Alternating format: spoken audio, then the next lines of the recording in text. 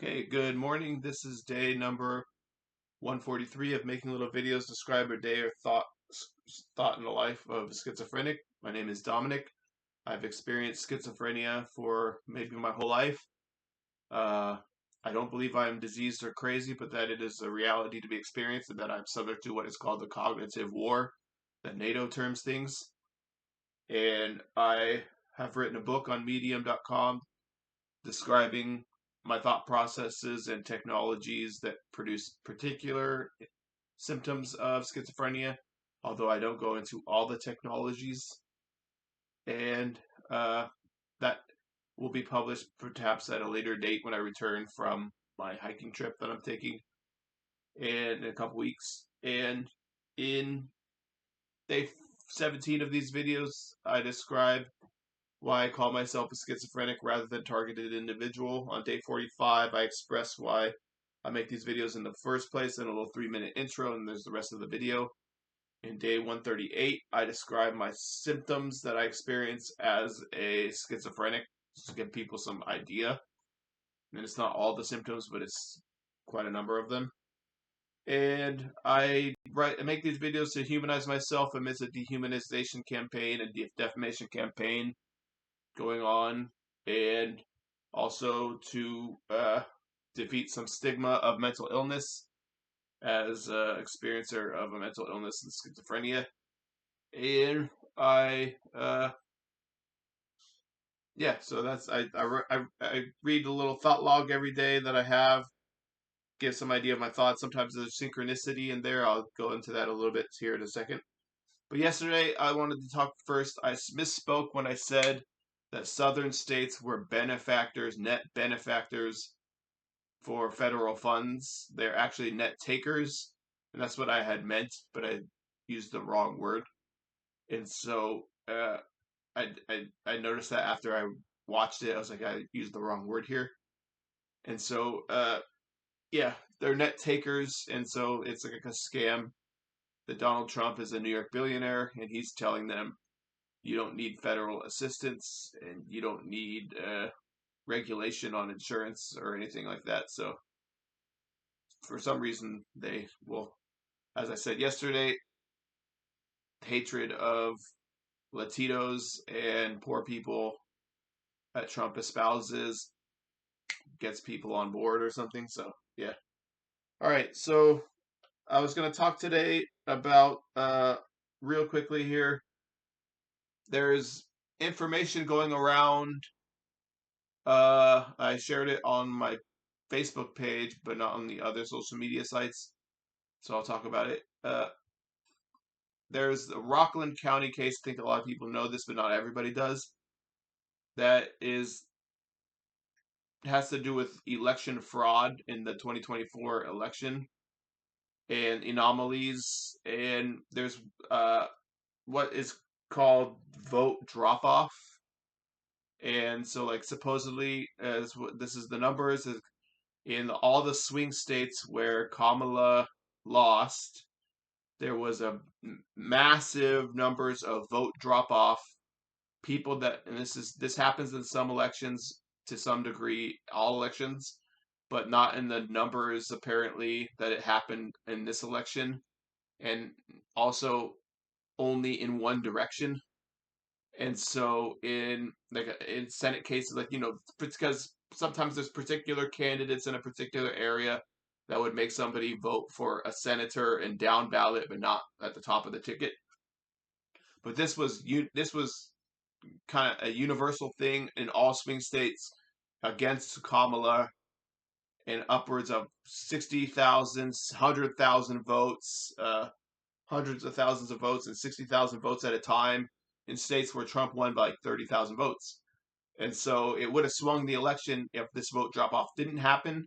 And it's highly suspicious that it's a voting irregularity connected to voting machines, in which potentially there was, at the same time that this vote drop off was happening, there was manipulations of voting. There's these changes made over voting machines that were not supervised by anybody. They just kind of came in last minute and changed the voting machines at the same time, there's these voting irregularities in all these states, and so it's a suspect. And the lady that I shared said, we're not litigating the 24 election. It happened. Trump's the president. It's over and done with. But if we want to make sure that our elections are safe in the future, we need to address this issue because it just something doesn't seem right with the drop off and the mass numbers of drop off and the mass numbers of drop off in all swing states in one direction. And so yeah, all right. So I just wanted to share that, and so it's the Rockland County case in New York. As that's not a swing state, but it it's a an important case for that issue. Okay, so I read out of my book in CERN. I read out of what book is this? I don't remember what book it is, but I think it might be uh, Life as No One Knows It, I think. Anyways, in this book, I read that CERN says that there could be alternate universes hidden in different, or I think it was out of the Mandela Effect book, actually. CERN says that alternate universes could be hidden in in the different dimensions that they're trying to create at CERN. And so this is kind of, it's a little bit like what's going on at CERN, or like, are there other places that can do what CERN can do at fraction of the build out, like what kind of technologies have happened since the development of CERN, or was CERN a cover for other technologies or other systems in place around the world on Earth or whatever? Or, and so like if there's different dimensions where alternate universes not hide, but are present, and it's like maybe that's where the UFOs come in and out when they're going into different dimensions, supposedly, when some eyewitnesses say. And so I started thinking that, and I was like, maybe maybe the people know there's alternate universes, and maybe that's like a real thing. And I've thought that for a long time, but I don't know. When you read little science books as a non-scientist, and you think like maybe that's possible, and I definitely think like sometimes you come to these moments in life and you could go one direction or another direction, or like, does that decision have a life of its own somewhere? And I don't know, but I'm on this universe, so living this life. All right, so synchronicity. I was reading in my book on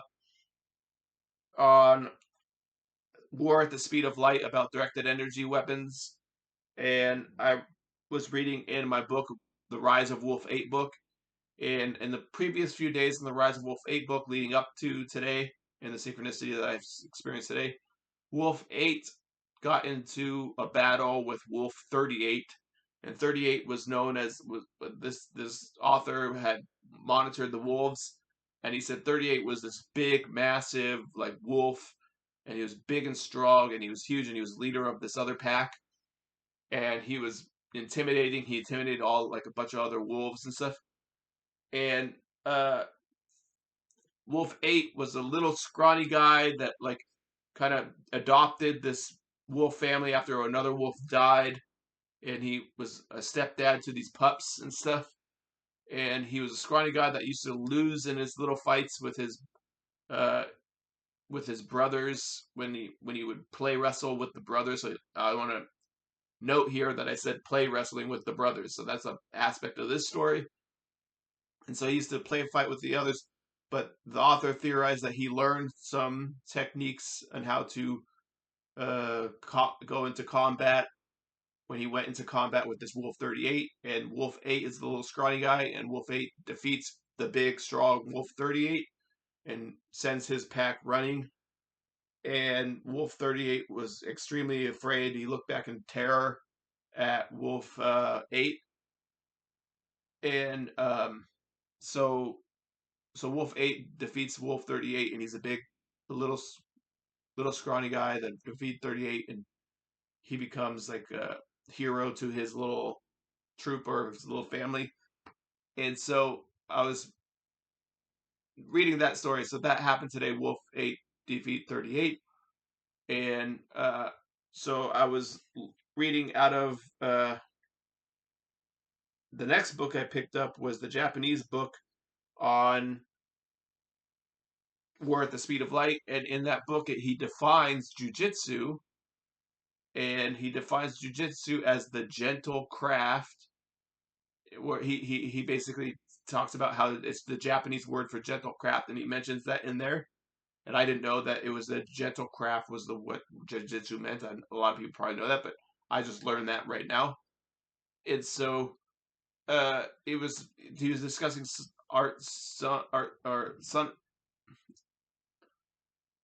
Tzu and the art of war. And so it was very interesting that I learned about jujitsu being a gentle craft. And then in the Wolf 8 book today, after talking about this wolf wrestling as cubs and then being confident in order to fight the big wolf 38, that this author describes deciding to go in with a group of kind of ruffians in wherever he was and kind of be a part of the group.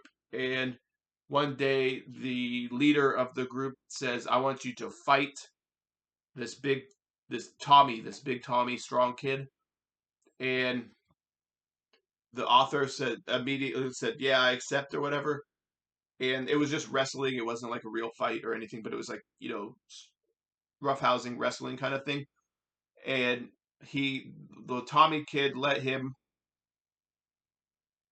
hang around and do some moves or whatever, but then the Tommy kid submitted him. And he said this author said it gave him confidence to stand up to bullies because he realized he had some natural talent in the ways of wrestling and stuff like that. And I'm not telling anyone to stand up to a bully or not stand up to a bully because situations are unique and different everywhere. So I don't want this to be like you know uh, pushing people into conflict or something like that. But anyways, I read about the gentle craft of jujitsu, and I'm at the same time I'm reading about that. I'm reading about this wrestling match between this author and the kids, and it turns him into uh, a what do you call it? Uh, a best friends with the Tommy kid, and he doesn't have to deal with bullies and stuff like that. And so I thought that was kind of interesting that I read those two things on the same day today. And so now there's a lot of bullying going on in the world, all across the world. And so people are starting to think like, do we have confidence enough to stand up to the bully? And it made me think about like weapons and stuff and like art of war and directed energy weapons and you know uh aliens and nuclear weapons, and how you can develop so many weapons that you kill yourself to stand up to the bully. And so it's like uh we can stand up to the bully into oblivion, or the bully can bully us into oblivion. And so humans have to really deal with the inner part, I think, before we could. And maybe that's the spiritual aspect that of like the Gnostic thing, where like you're looking at the craziness of the wolves in the natural world, and it's like dog eat dog, uh, wolves fighting against each other, wolf packs, leader of the packs, and then in the end you're gonna succumb to a bigger wolf when you get old. And so it's like it doesn't. We're humans. We have a different conscious ability to analyze reality. And so maybe we can see that like uh, the natural way doesn't have to be the human way. If you take the Gnostic idea that the God that created all this was a little bit of a folly, he was a little bit crazy, and so like we don't have to be as crazy as the God. You know, we could be different than the God, in our own rights, as our own gods or something. And so that's what I thought today. That's what I was thinking. Maybe that's the meaning of all these myths and stuff that we read about in you think about like this myth seems crazy to me. That's because you have reason, and you can say like this myth sounds crazy. All right, so rats in water experiments, they get despair. In Homo Deus, I was reading about rats. They were subjected, dunked in water, and they had to swim out, but they couldn't swim out of the water. And on on all the sides with the high glass walls. And after about 15, 20 minutes, the rats become apathetic and they just float there, kind of helpless, like nothing's gonna get me out of here. And I was thinking that made me think of like our culture. Sometimes you, as people, when you are of like not of the mindset of the dominant culture, you just feel like a little rat in that water, and you just feel like the apathy of like nothing's gonna get me out of this culture. Uh, so it's like you become a little bit apathetic to things. You become a little bit. That's where you get into like the detachment or something. And so I don't know. That's sometimes I feel that. Sometimes I jump right in and I say, no, embrace everything and all of that. But it's you go back and forth a lot of times. And so that's what I was thinking as like, oh, I know a lot of people feel that way about like when they're involved in like a dominant culture or subculture or something. They feel like I'm just gonna be apathetic here or something. And so it's like a rat or whatever. But like in the schizophrenia, you feel that too. Like when you're being abused or whatever, you just feel like I'm just gonna sit here. And that's probably why a lot of schizophrenics have lack of motivation, because they're like, I'm just, this world is being abusive towards me, and they're degrading me or whatever, and they're messing with my mind and stuff. And so I just become apathetic, as that's like a lot of schizophrenics experience that. And so, but I think a lot of people experience that as it's like schizophrenia is just like a symptom of the culture. It's all on one person, but it's like a representation of the dominant culture at large and how abusive it is and stuff. So, all right, so I was switching gears here. I was thinking about like my teenage niece, and she's way more advanced than me when I was a teenager. Like I was just thinking, man, she's like way on the ball and stuff, and she's well adjusted. She's very much with it, and I was thinking like she's so advanced for her, for compared to me when I was at that age. And so I was thinking like it's crazy. I was thinking like my mom was saying it's tends to be that way for girls, and I was just thinking like it's crazy that women have had to watch men run the world for so long and be cast out a lot of times. Now I know it's like kind of changing a little bit in the last 50 years, but like uh, it's just crazy that that is as stupid as men are, that women have had to watch these boys rise, and so it probably creates a lot of well, I mean, I guess we know this now, but like it creates a lot of like not animosity, but uh I don't know what the word is. I'm gonna stop here because it's been too long. All right, goodbye.